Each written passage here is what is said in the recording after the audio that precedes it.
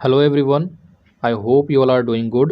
Today we are going to discuss Unit 10, that is Higher Education System for UGC NET and JRF. We have already covered some units. Go and watch those videos for better understanding because we have targeted JRF 2022. Now let's begin with today's questions. The first question we have question number 9 और ये question जो है 2016 जून session के अंदर जो है पूछा गया था प्रीवियस ईयर क्वेश्चन के अंदर। तो देख लेते हैं क्वेश्चन क्या कहता है। पहला नंबर कह रहा है क्वेश्चन कि which of the following statements about the Indian political system is और आर करेक्ट। तो हमारे पास जो है कुछ स्टेटमेंट दिए गए हैं और इन सारे स्टेटमेंट से हम लोग को बताना है कि कौन सा स्टेटमेंट जो है इंडियन पॉलिटिकल सिस्टम के अकॉर्डिंग वो सही है। देख लेते हैं ऑप्शन क्या क्या गिवन है। पहला नंबर दिया गया है the president is both head of the states and head of the government. B we have parliament is supreme. C number दिया गया है the supreme court is the guardians of the constitution. और D number दिया गया है the directive principle of state policy are justifiable, यानी DPSP जो है वो जस्टिफिएबल होता है। तो देख लेते हैं कोर्ट्स जो है क्या क्या गिवन है। पहला नंबर दिया हुआ है ए बी सी डी, ये चारों जो है वो करेक्ट है। बी नंबर दिया हुआ है बी सी डी जो है स्टेटमेंट करेक्ट है। बी सी नंबर में दिया हुआ है सी बी और सी जो है करेक्ट है और डी नंबर में दिया हुआ है ओनली सी। तो यहाँ से हम लोग अगर एलिमिनेट करें तो एलिमिनेट कर सकते हैं, जो पार्लियामेंट होता है वो सुप्रीम नहीं होता है। तो पहले तो बी एलिमिनेट कर देंगे, तो बी भी जिस ऑप्शन में दिख रहा है उसको हम लोग एलिमिनेट कर देंगे। यहाँ पे दिख रहा है, यहाँ भी दिख रहा है, दो ऑप्शन जो है एलिमिनेट हो गए। अब हम लोग पास सी और डी दिया हुआ है। ए नंबर में दिया हुआ है कि जो प्रेसिडेंट होते हैं वो जो हेड ऑफ स्टेट्स और हेड ऑफ गवर्नमेंट ये दोनों होते हैं, जो कि गलत है। तो ये भी हमारा स्टेटमेंट क्या हो गया, गलत हो गया। हेड ऑफ स्टेट्स हो सकते हैं लेकिन हेड ऑफ गवर्नमेंट नहीं होते हैं। सी नंबर दिया हुआ है कि सुप्रीम कोर्ट जो है वो कॉन्स्टिट्यूशन के गार्डियन होते हैं, तो ये स्टेटमेंट जो है बिल्कुल सही है, यानी सी नंबर जो है ऑप्शन सही है और बी जो है गलत है। तो यहाँ से सॉरी सी, और यहाँ से हम लोग को बी जो है सी ऑप्शन में भी दिख रहा था, तो ये भी हम लोग एलिमिनेट कर सकते हैं, यानी फाइनली हम लोग को एक ही बार में जो आंसर मिल जाता वो है ऑप्शन नंबर डी। और डी नंबर जो दिया हुआ है डीपीएसपी, ये जो है जस्टिफिएबल नहीं होता है। तो as you can see supreme court is called the guardian of the constitution because it protect the fundamental rights of the citizens from being getting violated by any organs of the government. तो इसलिए जो है supreme court जो है यहाँ पे ये constitution का गार्डियन है। ये स्टेटमेंट जो है बिल्कुल करेक्ट है। और अगर बात करें डीपीएसपी के बारे में तो ये जो है पार्ट 4 के अंदर इंक्लूडेड है और आर्टिकल जो है 36 से लेकर 51 के बीच में आता है। और अगर बात करें कि कहाँ से लिया गया है तो it is borrowed from the constitution of Ireland. तो आयरलैंड के कॉन्स्टिट्यूशन से इसको लिया गया है, लेकिन ये जो डीपीएसपी जो है ये जस्टिफिएबल नहीं होता है, ठीक है। यानी ये ऑप्शन में दिया हुआ था कि जस्टिफिएबल होता है, लेकिन यहाँ पे जो है नॉन जस्टिफिएबल होता है। Next we have question number 10 और इसके अंदर कह रहा है कि which of the following are the fundamental duties. कौन से जो है फंडामेंटल ड्यूटीज़ के अंदर जो है इंक्लूडेड हो जाते हैं। तो ऑप्शन देख लेते हैं। पहला नंबर दिया हुआ है to respect the national flag. Second we have to protect and improve the natural environment. C number दिया हुआ है for a parent to provide the opportunities for education to his or her child. और D number दिया हुआ है to protect monuments and places of national importance. Code देख लेते हैं, कोड क्या क्या है हमारे पास। ए नंबर में दिया हुआ ए बी सी जो है ये तीन ऑप्शन जो है करेक्ट है। बी नंबर दिया हुआ ए बी डी जो है वो कोड जो है करेक्ट है। C we have A C D जो है करेक्ट है और डी नंबर जो है ए बी सी डी जो है ये सब करेक्ट है। तो इसका करेक्ट आंसर है वो है ऑप्शन नंबर ए, यानी ए बी सी जो है ऑप्शन जो है वो करेक्ट है। कौन कौन से, तो to respect the national flags ये जो है फंडामेंटल ड्यूटीज़ के अंदर इंक्लूड होता है। फिर बी नंबर दिया हुआ to protect and improve the natural environment, जो हमारे देश का जो भी इन्वायरमेंट है उसको प्रोटेक्ट करना जो है ये भी फंडामेंटल ड्यूटीज़ के अंदर इंक्लूडेड है। सी नंबर दिया हुआ for a parents to provide opportunity, यानी पेरेंट्स के लिए जरूरी है कि वो अपॉर्चुनिटी प्रोवाइड कराए किस for education to his or her child, यानी अपने बच्चों के लिए जो है उनको एजुकेशन प्रोवाइड कराना है, ये भी जो है फंडामेंटल ड्यूटीज़ के अंदर जो है इंक्लूडेड किया गया है। ऑप्शन नंबर डी जो है ये फंडामेंटल ड्यूटीज़ के अंदर नहीं है, इसलिए जो है ऑप्शन नंबर ए जो है इसका करेक्ट आंसर है। चलिए next we have question number 11 में कह रहा है which of the following statements are correct in respect of NITI Aayog. NITI Aayog के रिस्पेक्ट में जो है इन सारे स्टेटमेंट में से जो है कौन सा करेक्ट है। तो पहले तो समझ लेते हैं कि नीति आयोग का फुल फॉर्म क्या होता है। तो इसका फुल फॉर्म होता है national institution for transforming India. तो अब देख लेते हैं ऑप्शन क्या क्या है। फर्स्ट नंबर ऑप्शन दिया हुआ है कि जो नीति आयोग है it is a constitutional body, यानी जब कॉन्स्टिट्यूशन बना था उस समय जो नीति आयोग को डाला गया था उसके अंदर। बी नंबर दिया हुआ है it is a statutory body, यानी इसको लॉ के मेथड से जो है पार्लियामेंट में लॉ पास करके इसको बनाया गया है। सी है कि it is neither a constitutional और nor a statutory body. D number दिया हुआ है it is a think tank body. तो कोड्स देख लेते हैं, कोड्स क्या क्या है हमारे पास।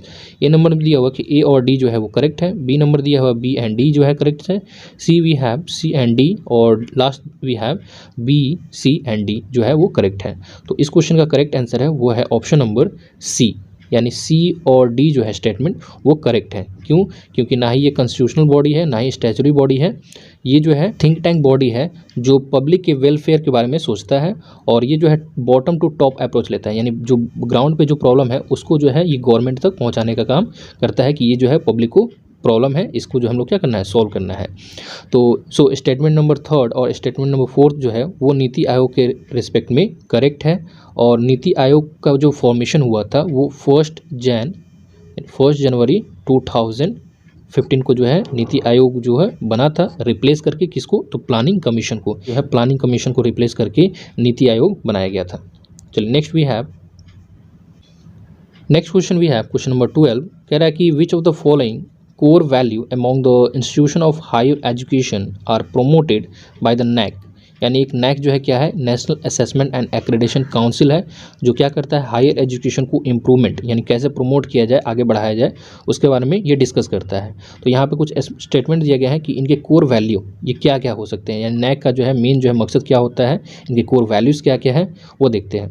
फर्स्ट नंबर दिया है कि contributing to national development, B we have fostering global competencies among the students and teachers, C we have inculcating a value system among the students and teachers, और D नंबर दिया है promoting the optimum utilization of infrastructure। Codes देख लेते हैं, codes क्या क्या given है। First number दिया हुआ है BCD are correct, B we have ABD जो है वो करेक्ट है, और C नंबर दिया हुआ है ACD करेक्ट है, और D नंबर दिया हुआ है ये चारों जो है वो करेक्ट है। सो इस क्वेश्चन का करेक्ट आंसर है वो है ऑप्शन नंबर बी, यानी ए बी और डी स्टेटमेंट जो है वो NAC के अकॉर्डिंग सही है। देख लेते हैं क्या क्या है। तो पहला नंबर दिया हुआ है कंट्रीब्यूटिंग टू नेशनल डेवलपमेंट, यानी NAC का जो मकसद होता है कि हम जो नेशन का डेवलपमेंट हो रहा है उसमें कुछ कंट्रीब्यूट किया जाए। बी नंबर में दिया हुआ है स्टूडेंट्स और टीचर्स को जो है इस लेवल पे फील्ड पे ला देना है ताकि वो ग्लोबल कंपटीशन को फेस कर पाए, और सी नंबर दिया हुआ है कि टीचर्स और स्टूडेंट के बीच में जो है वैल्यू सिस्टम क्रिएट करना। सो ये तीनों स्टेटमेंट जो है NAC के कोर वैल्यूज़ हैं, इसके अंदर आ जाते हैं कोर वैल्यूज़ के अंदर। जो डी नंबर दिया हुआ है इंफ्रास्ट्रक्चर के बारे में, तो ये जो है NAC के कोर वैल्यूज़ के अंदर नहीं आते हैं, तो इसलिए इसका करेक्ट आंसर है ऑप्शन नंबर बी। चलिए नेक्स्ट देखते हैं।